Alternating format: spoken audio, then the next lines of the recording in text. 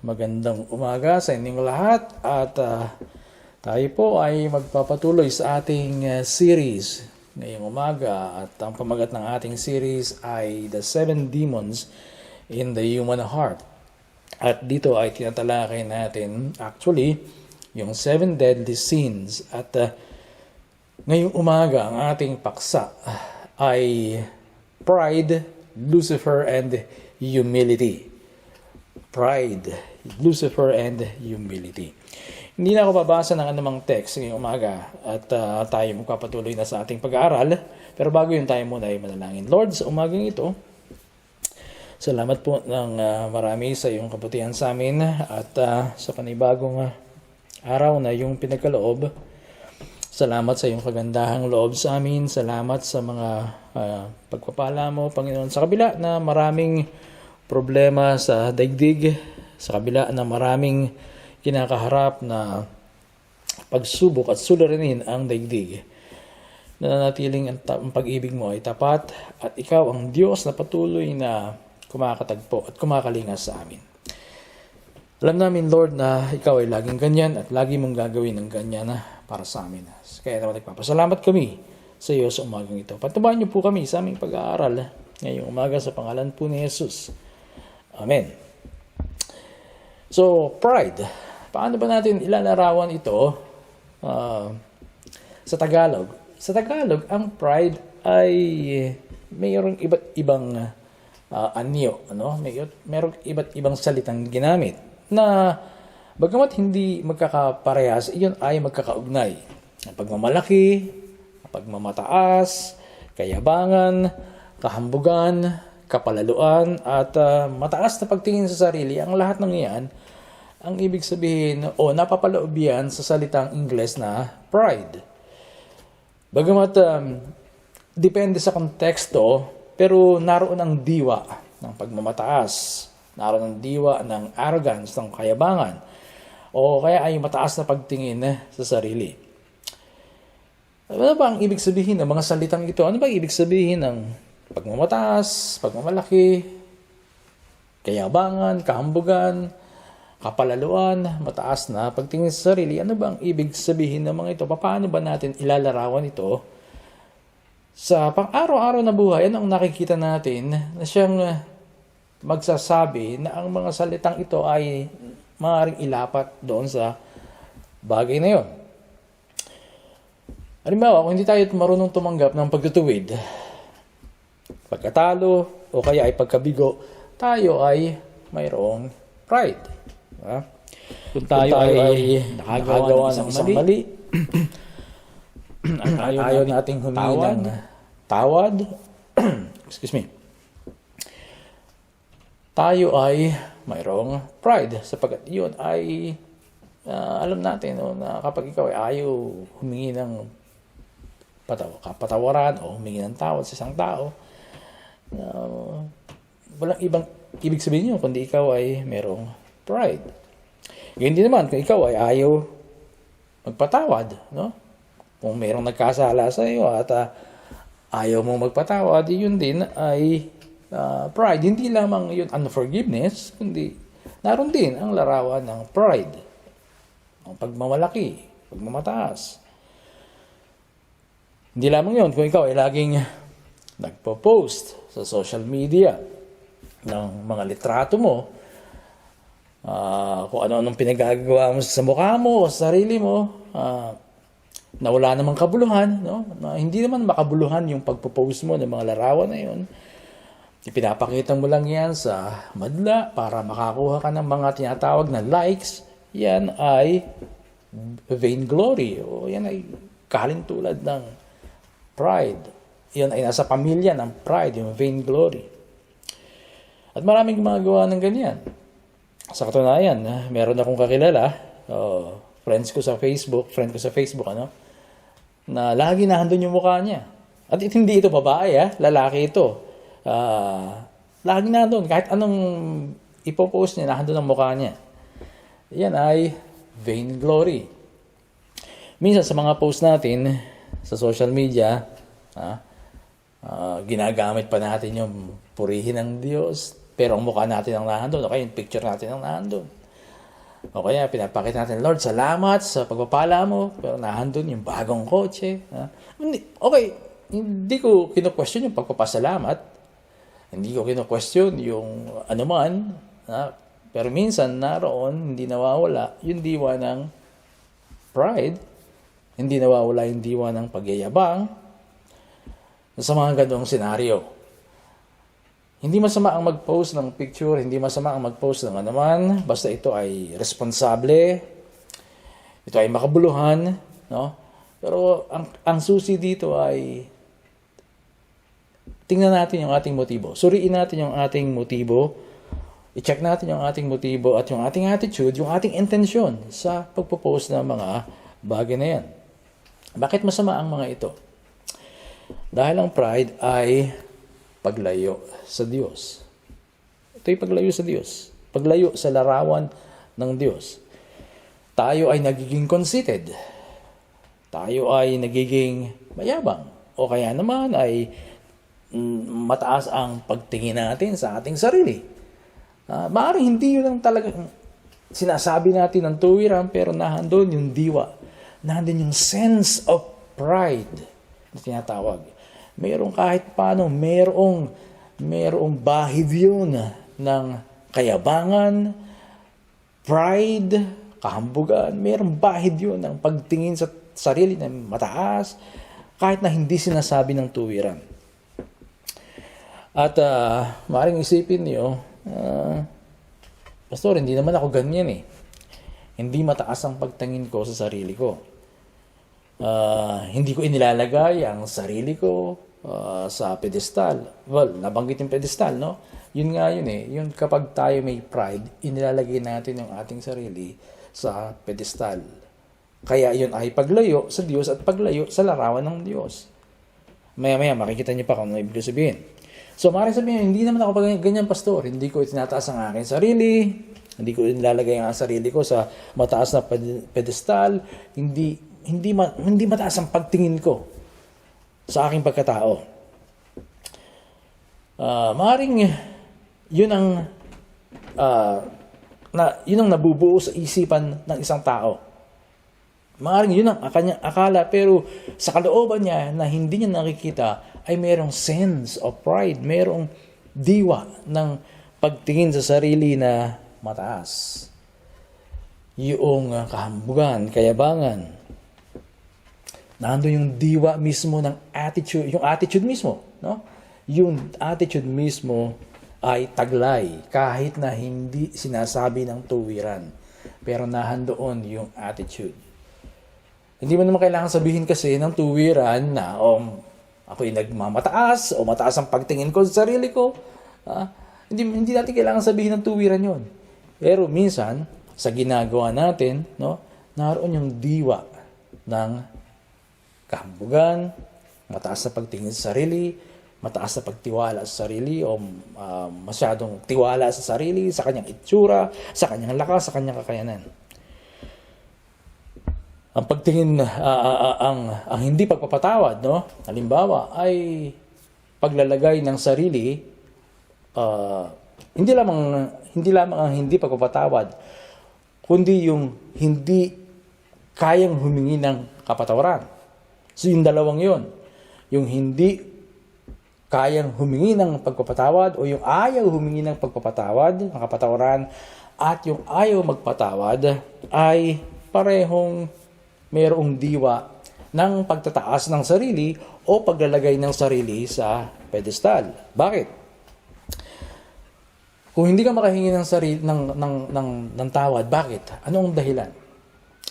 Dahil ayaw mong ibaba, ayaw mong bumaba doon sa pedestal. Gusto mong panatilihin yung image na ikaw ang tama. Di ba? Kaya ayaw mong humingi ng tawad. Sa kabilang dako, ang hindi pagpapatawad ay ganun din. Itinataas mo ang sarili mo, inilalagay mo ang sarili mo sa pedestal sa kaparaanan na ang sinasabi mo kung ayaw mong magpatawad ay yung gusto ko ang masusunod, hindi ang gusto ni Lord. Maliwanag na ang gusto ni Lord ay magpatawad ka. Walang question doon. Pero dahil ayaw mo magpatawad, sinasabi mo na, hindi ang gusto mo, Lord, ang masusunod, kundi ang gusto ko. Inilalagay mo ngayon ang sarili mo sa mas mataas na posisyon kaysa kay Lord. So both, no, yung hindi humihingi ng kapatawaran at yung hindi nagpapatawad ay parehong inilalagay ang sarili nila sa mataas na kalagayan o inilalagay nila yung kanilang sarili sa mataas na pedestal. Pagmamataas, sa madaling sabi. At iyon ay anyo ng vainglory. No? Yung kahambugan. Ayaw mong magpatawad, ayaw mong humingi ng tawad, yun ay kahambugan. At ang vainglory ay empty glory. Vainglory is empty glory. Kapag itinataas natin o kapag itinataas ng isang tao ang kanyang sarili sa anumang paraan, halimbawa, ayaw magpatawad, ayaw humingi ng tawad, o pagsandig sa kayamanan, o talino, o anuman, sobrang pagkahumaling sa sariling ganda, lakas, talino, yaman, o anuman, na nauuwi sa walang kabuluhang pagpapakita, yung tinatawag na show off. Kung ito'y nauuwi doon, para niyang sinasabi na gusto niyang abutin ang isang klase ng kaluwalhatian na hindi naman para sa kanya.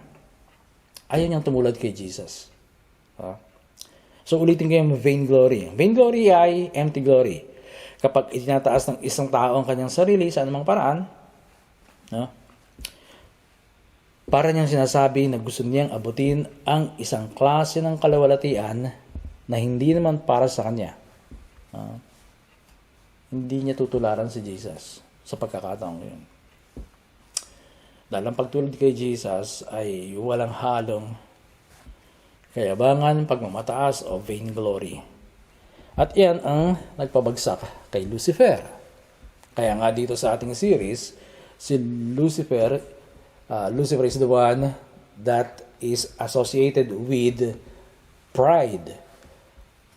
Yung kahambugan na yan, yung kayabangan, yung mataas na pagtingin sa sarili, yan ang nagpabagsak sa kanya. Tingnan niyo sa Isaiah chapter 14 verse 12 hanggang 15. Babasahin ko muna sa wikang Ingles yung verse 12. Sabi, how you are fallen from heaven, O Lucifer, son of the morning. How you are cut down to the ground, you who weakened the nations. Sabi sa Magandang Balita, Biblia sa Tagalog, O maningning na bituin sa umaga, anak ng bukang liwayway, bumagsak ka rin sa lupa at nahulog mula sa langit, ikaw na nagpasuko sa mga bansa. Hindi ba't sinabi mo sa iyong sarili, aakyat ako sa langit, at sa ibabaw ng mga bituin ng Diyos ilalagay ko ang aking trono. Uupo ako sa ibabaw ng bundok na tagpuan ng mga Diyos sa malayong hilaga. Aakyat ako sa ibabaw ng mga ulap, papantayan ko ang kataas-taasan. Ngunit anong nangyari at nahulog ka sa daigdig ng mga patay, sa kalilimang walang hanggan. Yan ang nangyari kay Lucifer. Pansinin nyo, nakita nyo yung diwa niya? Nahandoon yung pag-aakyat ako sa langit. Uupo ko sa ibabaw ng bundok na tagpuan ng mga Diyos sa malayong hilaga. Papantayan ko ang kataas-taasan, sabi niya. Yan si Lucifer. Well, yung Lucifer, no? Hindi talaga pangalan yan eh. Yan, ang ibig sabihin ng Lucifer ay morning star. Sa Latin, ang morning star ay Lucifer. Okay? Ang pangalang Lucifer ay ginamit lamang ng mga nagsali ng King James Version noong 1611. Mula doon sa Bibliang Latin o yung Biblia na isinalin ni Saint Jerome sa Latin na ang tawag ay Latin Vulgate.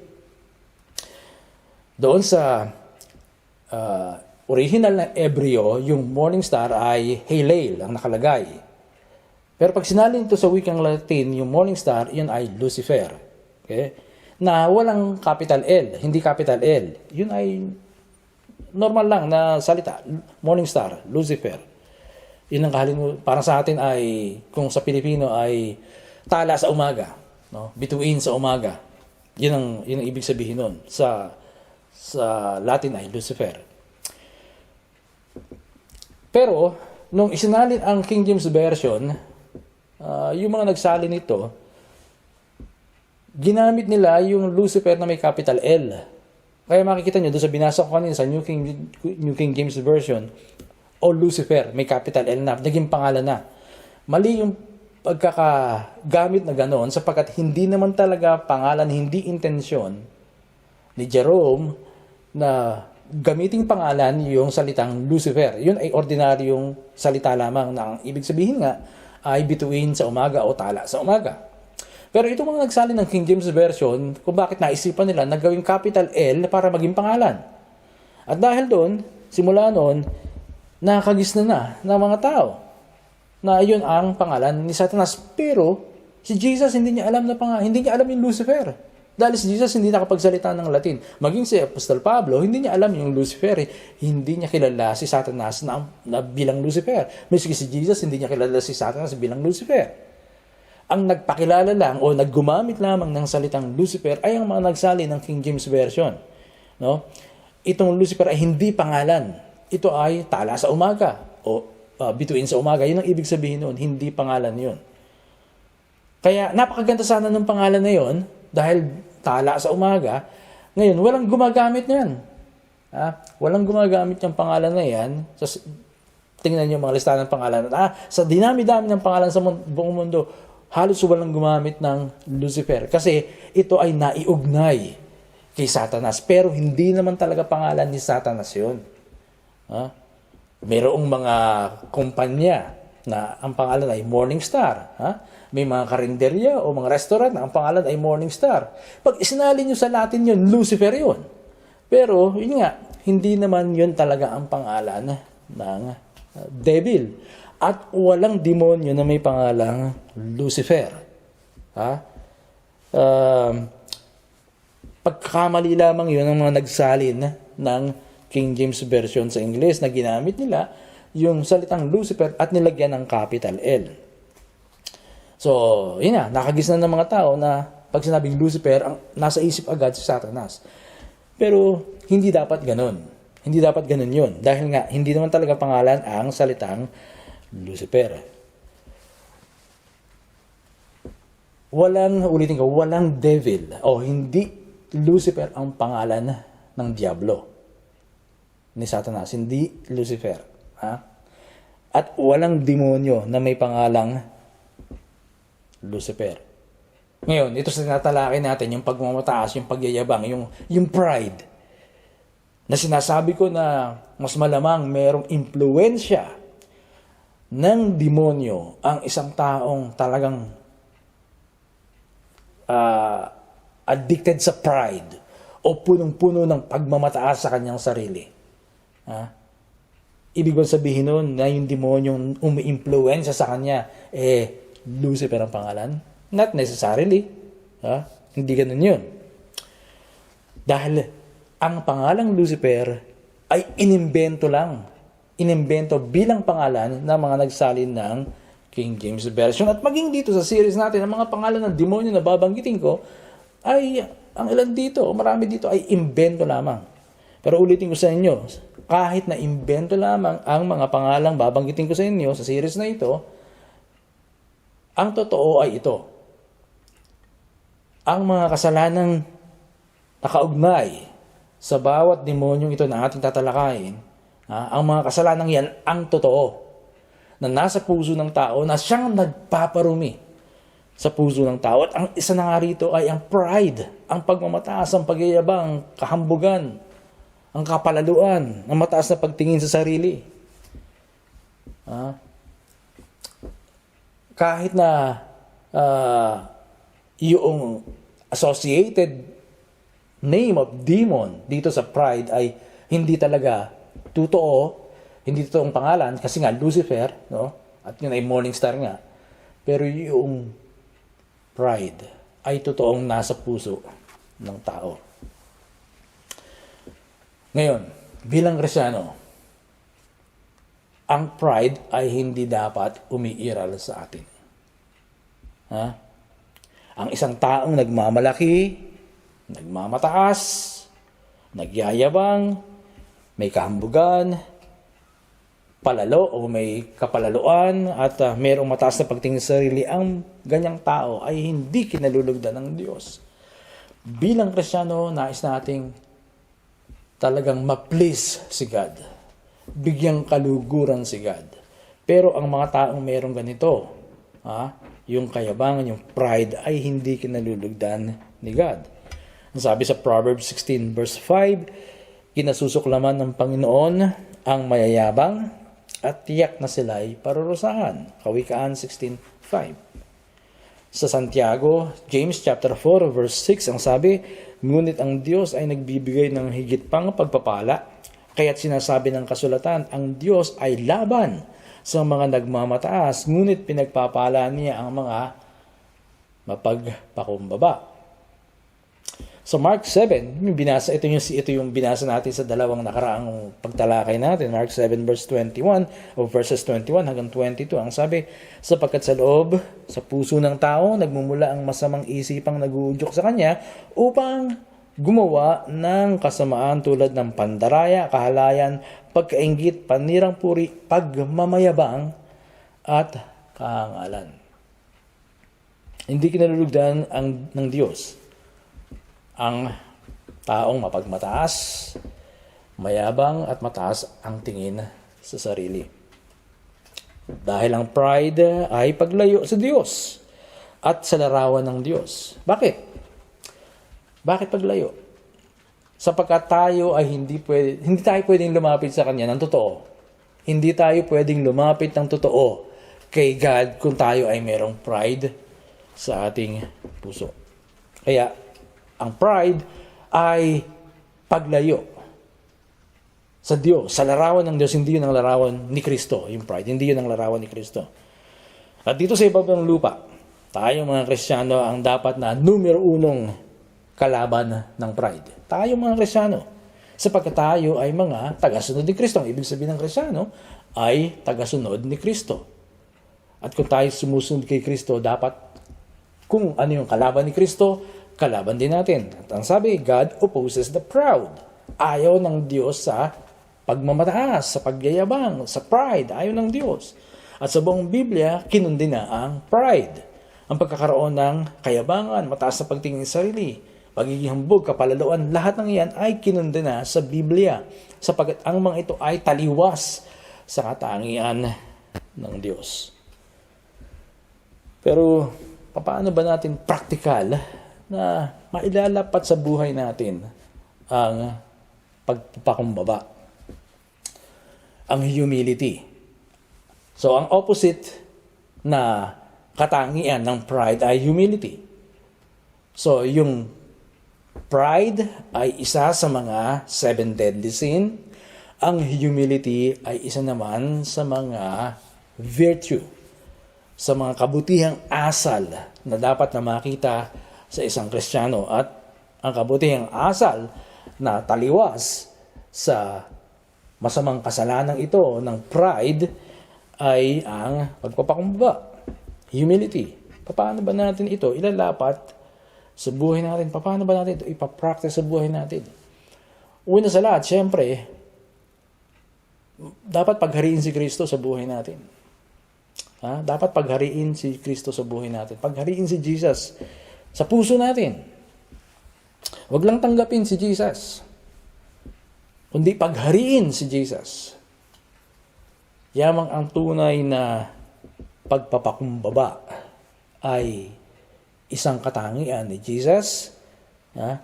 Mahirap magpakumbaba kung hindi si Jesus ang nag-ahari sa puso natin. Siya ang may tunay na katangian ng pagpapakumbaba, si Jesus. Kaya kung gusto natin magkaroon ng humility, kailangan si Jesus maghari sa atin. Hindi natin kayang gawin yun sa ating sarili lang. Kaya maraming Kristiyano, they are trying to do that, pero walang nangyayari, di ba? At itong number 1 na ito, itong paghariin si Jesus, ito ay dapat na i-apply dapat yan sa lahat ng virtue na tatalakayin natin. Ibig sabihin, hindi lamang dito sa pride, kundi sa self-control. Dapat nahandun si Jesus naghahari. Para hindi lang sa humility, kundi maging sa self-control. Kailangan nahandun si Jesus naghahari sa puso natin para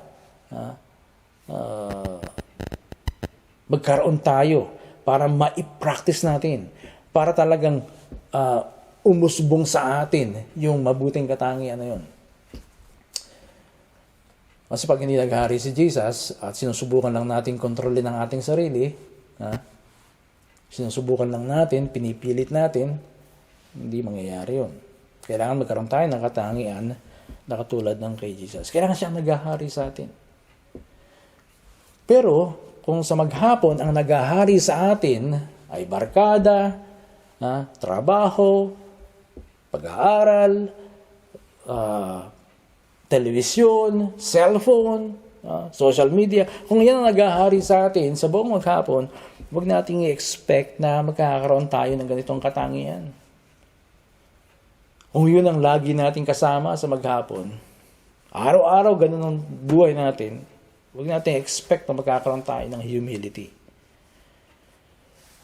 Yun nga lang, nagdi-devotion ka na everyday, di ba? Minsan, pag nalagay ka sa isang senaryo, na hinihingi yung pagpapakumbaba, minsan, parang hindi mo magawa. Di lalo yung maghapon, ang kasama mo, ang naghahari sa isipan mo, yung mga bagay na yan. Social media, cellphone, TV, trabaho, etc., etc. Tapos sa gabi, doon mo lang naaalala si Jesus. O kaya pagkakain ka, doon ka lang nagpe-pray. Huwag nating asahan na madidevelop sa atin yung ganitong katangian. Dapat ito yung unahin natin. Unahin natin na maghari si Jesus sa atin. Sa ating puso. Practically, pangalawa, para ma-develop natin o makita sa atin o ma-practice natin yung pagpapakumbaba ay pag malasakitan natin yung kapakanan ng iba. Huwag lang yung kapakanan ng ating sarili. Patawarin natin yung tao. Magpatawad tayo. Para sa kanyang kapakanan. Para sa kanyang kabutihan. Humingi tayo ng tawad. Para magkaroon din ng kapayapaan yung kapwa natin na kung kanino tayo nagkasala. Unawain ng iba sa kanilang kahinaan. Nagkasala siya. Unawain mo. Lawakan mo ang isip mo. Lawakan mo ang pangunawa mo. Dahil ikaw rin ay ganoon. Dahil tayo, bawat isa sa atin, ganoon. Meron tayong mga bahagi sa buhay natin na tayo ay nadadapa at tayo ay gumagawa ng hindi maganda. So, lawakan natin yung ating pangunawa. Unawain natin ang iba sa kanilang kahinaan. Maging mapagpasensya. Practice natin yan. Dahil yan ang isang hakbang tungo sa pagpapakumbaba. Pangatlo, maluwag sa kalooban na tumanggap ng pagtutuwid o pagtatama. At puna mula sa ibang tao. Maluwag sa kalooban na tumanggap ng pagtutuwid at puna mula sa ibang tao. Sa Proverbs, maraming binanggit dyan tungkol sa correction, yung nire-rebuke. Di ba? Tanggapin natin yun. Hindi naman porke tinuwid tayo ng tao, ini-score niya tayo. Hindi ganun yun. Meron nga concern sa atin kung bakit tayo tinutuwid. At tayo, dapat nating tanggapin ng maluwag yun at merong taus-puso na pagtanggap sa mga correction. Mas maganda nga kung tayo tinutuwid dahil nalalagay tayo sa tamang landas. Huwag tayo magmatigas doon sa alam nating landas. Kung alam ng iba na mali yung tinatahak natin, at sinabi sa atin na mali yun, dinggin natin yung kanilang sinasabi. Maluwag sa kalooban na tanggapin ang pagtutuwid at puna ng ibang tao. Pangapat, maglingkod sa kapwa. Hindi lamang sa church. Kundi mag-isip kayo sa isang tao na papaglingkuran ninyo. O kahit na isang organisasyon na makapaglilingkod kayo. Learn to serve other people. Dahil pag ikaw ay naglilingkod sa kingdom, Yun ang diwa talaga ng kaharian ng Diyos. Yung paglilingkod na mayroong puso na nagpapakumbaba, nagiging servant, mayroong servant attitude. Dahil yung servant attitude, yan ay kapatid ng pagpapakumbaba. Kung ikaw ay tunay na servant, tunay na lingkod, hindi yung lingkod na sabihin ng mga politician na naglilingkod kami sa bayan. Marami sa kanila na hindi talaga naglilingkod sa bayan eh. No? Pero ang sasabi ko, yung talagang naglilingkod sa kapwa, yung servanthood, no? yung servant attitude, kapatid yan ng pagpapakumbaba. Tingnan si Kristo, naglingkod siya sa kapwa niya, sa mga kapwa Hudyo niya. Dahil siya ay personification ng humility mismo. Nasa kanya yung kapakumbabaan. So, pumili kayo sa kapitbahayan natin. Ano mang organisasyon, tao man yan, organisasyon man yan, o ano man, basta maglingkod kayo. Bukod sa church. Panlima, piliin ang maging mababa. Hindi ibig sabihin to sa sahig ka uupo kapag nasa church, no? O kapag nasa pagtitipon, na doon ka umuupo sa sahig dahil pinipili mo yung mababa. Hindi naman yung ibig sabihin nun. Kundi ang ibig sabihin nito ay maging low profile ka. Hindi naman ibig sabihin magiging doormat ka, no? Hindi naman ibig sabihin tapakan ka ng tao. Hindi naman punasan ka ng sapatos o ng tsinelas. Hindi naman yun. Kundi ang ibig sabihin nito ay maging masaya ka sa tagumpay ng iba. Yeah? Kung merong kakilala ka, kapatid mo, pinsan mo, kapitbahay mo na umasenso, naging tagumpay, na nakatanggap ng success o nakaabot na reach niya yung kanyang goal at naging successful siya, maging masaya ka para sa kanya. Pero wag doon sa kayabangan nila. Minsan may mga tao na ganoon, di ba? Na naging successful sila, yumayabang. Huwag kang maging masaya para sa kayabangan nila, kundi doon sa kanilang success, sa kanilang tagumpay. O kaya naman, kung bibili ka ng damit, bilhin mo yung mumurahin lang. At yung difference, kung bibili ka ng mamahalin, no, yung branded, at bibilin mo yung sa Divisoria, yung price difference nun, i-donate mo sa isang charity o sa foundation, sa mga nangangailangan. Isang practical na paraan yan para maging mapagkumbaba. Piliin mo maging mababa. Minsan, hindi tayo makapagsuot. May mga tao na hindi makapagsuot ng mga hindi branded. Kaysa nangangati raw sila. Hindi yan, yun eh. Although, iba naman, they chose branded stuff because of its durability. No? Okay lang yun. Pero minsan, intentionally gawin natin yun. Na kaysa bibiling ko to na mamahalin, biling ko na lang itong mas mura at yung diferensya, yung diferensya sa presyo, do-donate ko na lang sa isang charity organization. Isang practical na paraan para tayo ay maging mababa. Huwag kang maghintay din ng recognition. Don't expect any recognition from others. Sa halip, tingnan mo na mas mataas sila, na mas magaling sila kaysa sa'yo. Wag din tayong masyadong maghintay ng papuri. Pasasalamat. Minsan hindi dumarating yan eh. Although, talaga may epekto yan sa buhay natin kapag walang na-appreciate ang ating ginagawa. Pero sabi nga ni Thomas A. Kempis, I find my consolation on God alone. Sa Diyos lamang. Sa Diyos ko lamang natatagpuan ang aking kasiyahan, yung papuri, yung appreciation. Sa Diyos niya lang hinahanap ang lahat ng yun. At yun ay magandang attitude. So, yan ay mga practical na paraan para tayo ay magsimula na humakbang tungo sa pagpapakumbaba. At panghuli, taglayin natin ang kaisipan ni Jesus. Taglayin natin ang kaisipan ni Jesus. Ano ang gagawin ni Jesus kung siya ay ako sa isang senaryo? Kung siya ay ako, ano ang gagawin niya sa isang particular na senaryo? Ano ba ang iisipin niya ukol sa bagay na yun? So, tagalayin natin yung pag-iisip ni Jesus. At ang Biblia ay hindi nagulang sa katuroan tungkol sa pagpapakumbaba at ganun din sa pride. Marami, solido ang pagtuturo ng Biblia tungkol sa dalawang bagay na ito. Ang kailangan lang natin, mga Kristiyano, ay i-practice natin. I-practice natin yung humility. Huwag natin paghariin ang pride sa atin sapagkat iyan ay lagi nariyan na nagnanais na i-domina tayo. Pag meron ka nakaawit, lalo na, pag sa senaryo na ikaw ay may nakaalitan, doon pumapasok yan.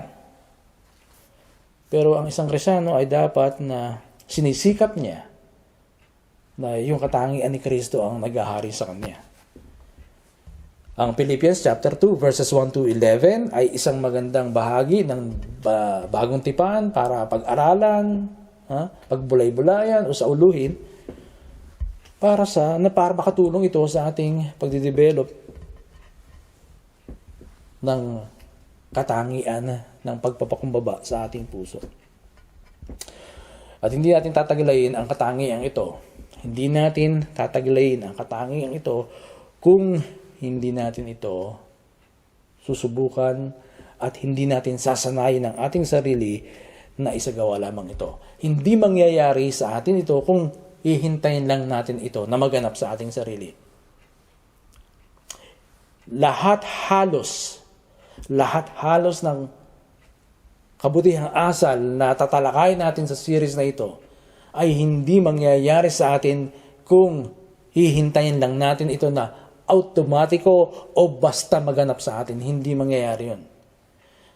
Ang layunin ng series na ito ay ipakita sa atin ang kasamaan ng mga kasalanang ito at pagkatapos ay sikapin natin na sanayin ang ating sarili tungo sa pagkakaroon ng mga kabutihang asal na kabaligtaran ng mga kasalanang ito.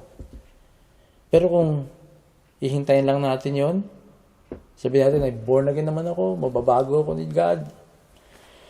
Well, marami ng ganyan.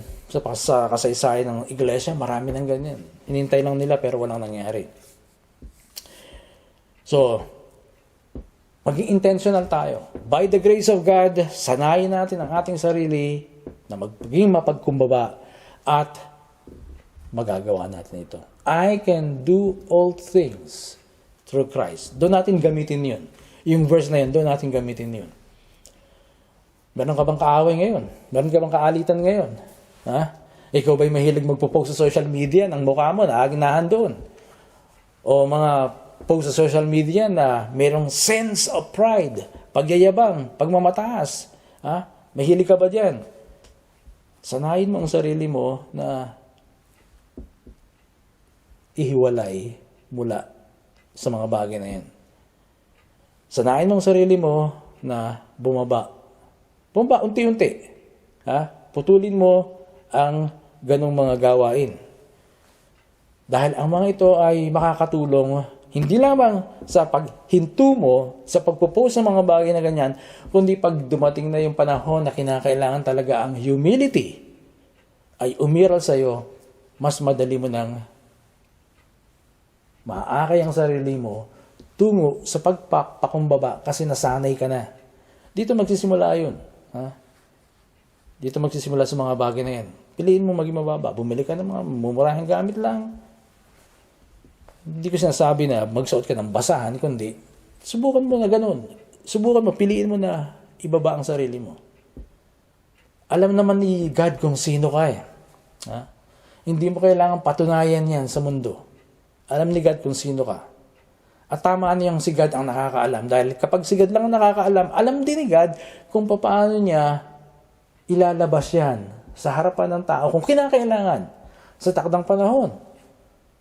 Pero huwag natin pangunahan si God. Huwag natin pangunahan si God. Let God be God. Hayaan natin siya. At sa takdang panahon, Na kung kinakailangan ni God na sabihin na, itong anak kong to, kailangan ng mundo yung kanyang attitude, kailangan makita para matularan nila. Gagawin ni God yun, kung kinakailangan. Kung hindi niya kinakailangan din, ay, sapat na yun. Na si God lamang ang nakakaalam kung sino tayo. Pero, yun nga, itong mundong ito, puno ng kompetisyon. Kaya, maging ang mga Kristyano, hindi niya malaman kung anong gagawin niya. Nakikikompetensya. At doon umiiral din ang pride sa competition. Pero hindi dapat. No, piliin natin na maging low profile, maging mababa, dahil ganun si Jesus.